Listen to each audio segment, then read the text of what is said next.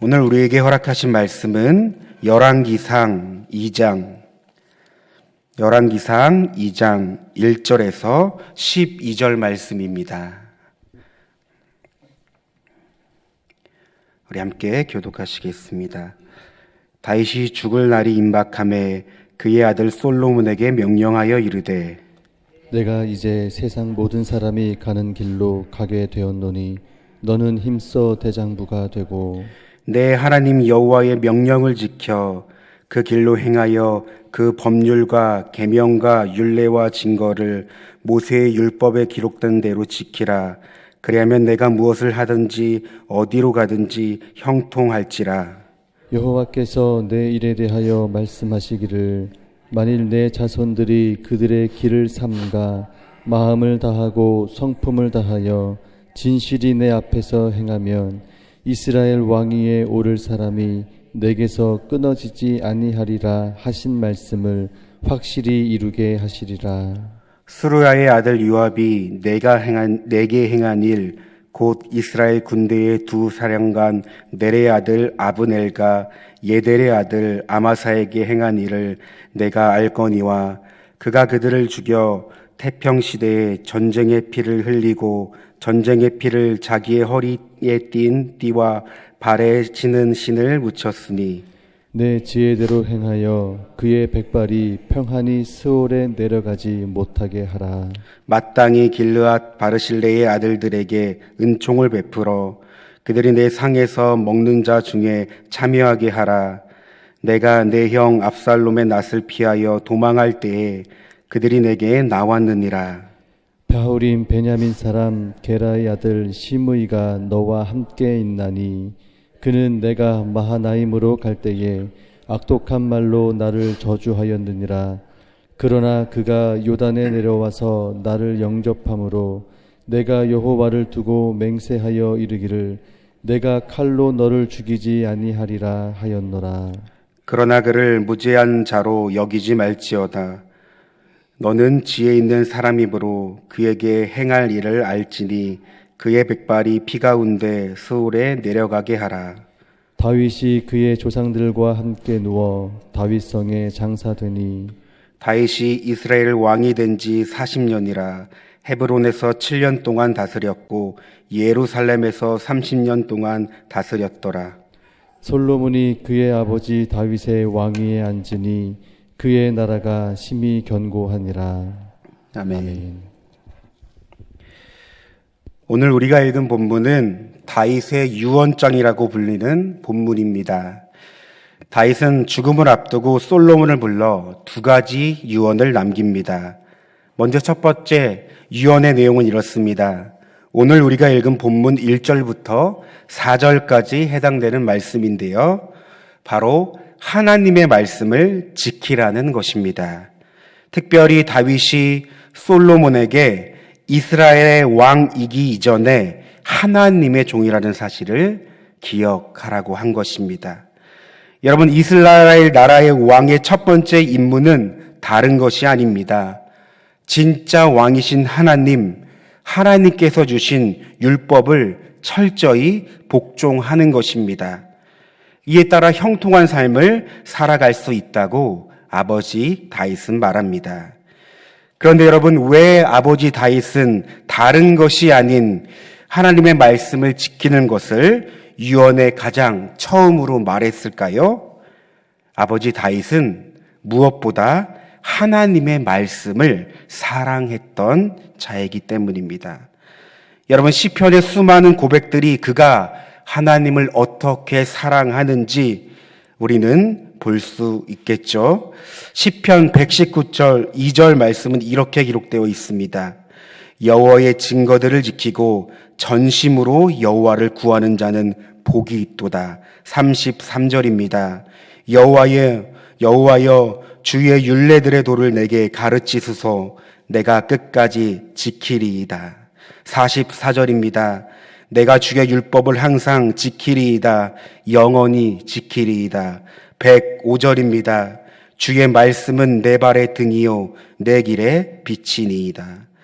여러분, 하나님의 말씀을 향해 그가 고백한 것들이 이것뿐일까요? 우리는 그의 삶을 잘 압니다. 그는 어려서부터 양을 치는 목동이었습니다. 가족의 분위기를 보면 그는 따돌림을 받았습니다. 골리앗이라는 장수와 맞섰고 사울의 미움을 받아 오랜 시간 도피 생활을 하였습니다. 사랑하는 친구를 잃은 적도 있었습니다. 수많은 원수들이 그를 죽이려고 했습니다. 심지어 아들 압살롬에게 쫓기기도 했습니다. 누구보다 어두운 인생길을 걸어왔으며 반대로 누구보다 부와 명예를 누린 자입니다. 이런 그의 인생 순간순간 삶의 모습들을 살펴보면 하나같이 그의 삶 가운데 확연하게 드러나는 것이 있습니다. 여러분 무엇입니까?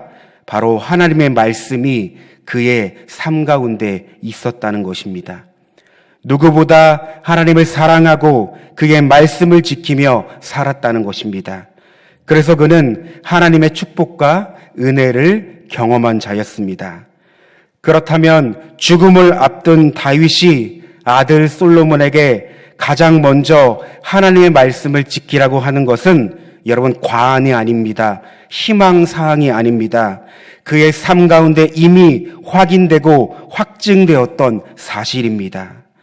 자녀보다 앞선 인생을 산 부모님이 인생에서 가장 중요한 것을 지금 자녀에게 말하고 있는 것이죠. 두 번째 다윗의 유언은 오늘 우리가 읽은 본문 5절에서 9절까지 해당되는 말씀인데요. 여러분 이 유언은 다소 개인적이며 정치적이지만 꼭 필요한 유언이었습니다. 바로 잘못을 처벌하고 은혜를 갚는 것. 한마디로 자신이 못다한 건징을 시행하라는 것입니다. 여러분 내용은 이렇습니다.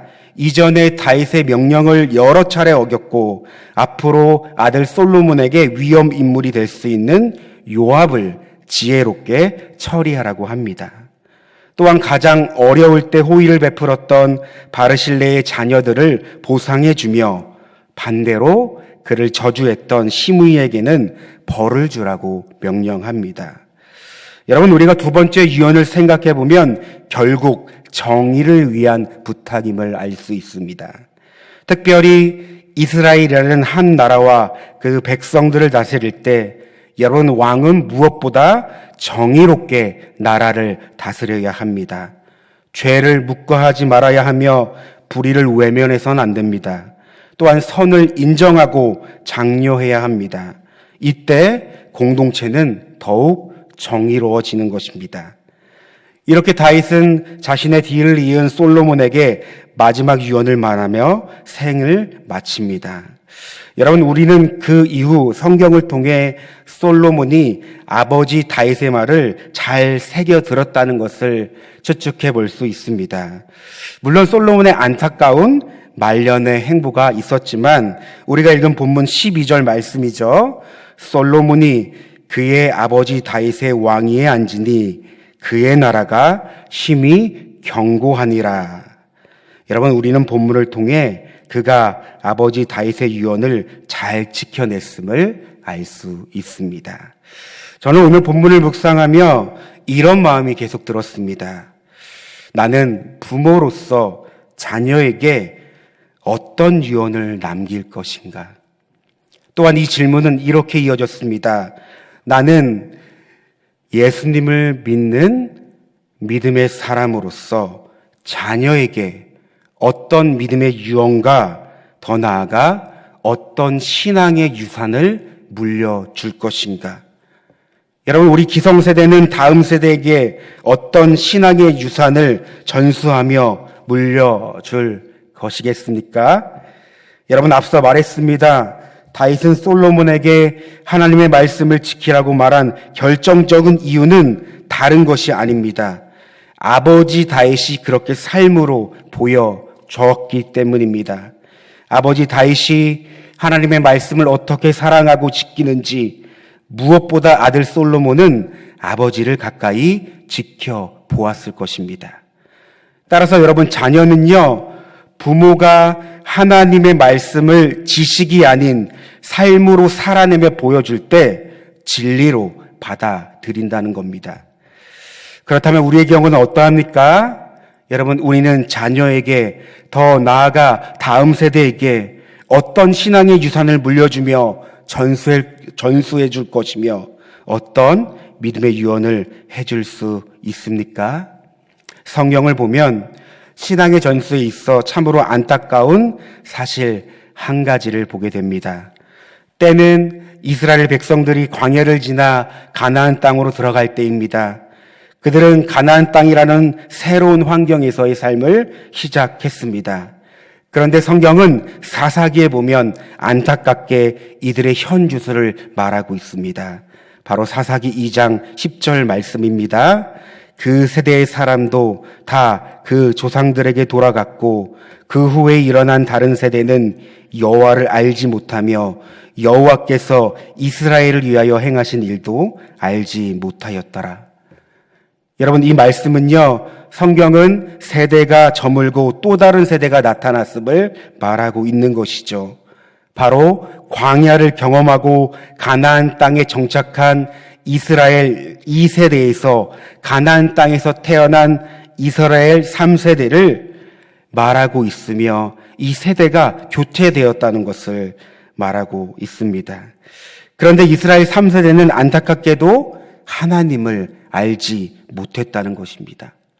여러분, 어떤 이유에서일까요? 오늘 본문의 관점에서 볼 때 그 이유를 살펴보면 결국 신앙의 전수를 하지 못했기 때문에 하나님을 알지 못했다는 것을 우리는 알 수 있겠죠. 여러분, 하나님께서는 광야 가운데 이스라엘 백성들에게 누누이 말씀하셨습니다. 그 대표적인 말씀이 신명기 말씀인데요. 그중 6장 본문은 쉐마의 말씀이라고 하죠. 4절부터입니다. 이스라엘아 들어라. 우리 하나님 여호와는 오직 유일한 여호와시니 너는 마음을 다하고 뜻을 다하고 힘을 다하여 내 하나님 여호와를 사랑하라. 오늘 내게 명하는 이 말씀을 너는 마음에 새기고 내 자녀에게 부지런히 가르치며 이 말씀을 강론할 것이며 기호로 삼으며 표를 삼고 기록할지니라. 그러니까 여러분, 하나님을 알지 못했다는 것은 신앙의 전수가 제대로 이어지지 않았다는 겁니다. 따라서 이들은 어떤 삶을 살아갑니까? 가나안 땅에 살아가는 이스라엘 3세대는요, 겉으로 보이는 이들의 삶은 너무나 풍족합니다. 그러나 영적 타락이 시작됩니다. 하나님이 아닌 우상을 섬기며 음란하고 폐역한 백성들로 타락하기 시작하였던 것이죠. 그리고 성경은 이렇게 말합니다. 자기의 소견대로, 자기의 소견에 옳은 대로 행하였더라. 그러니까 하나님의 말씀이 없으니 내가 주인된 삶을 살아가고 있었다는 것입니다.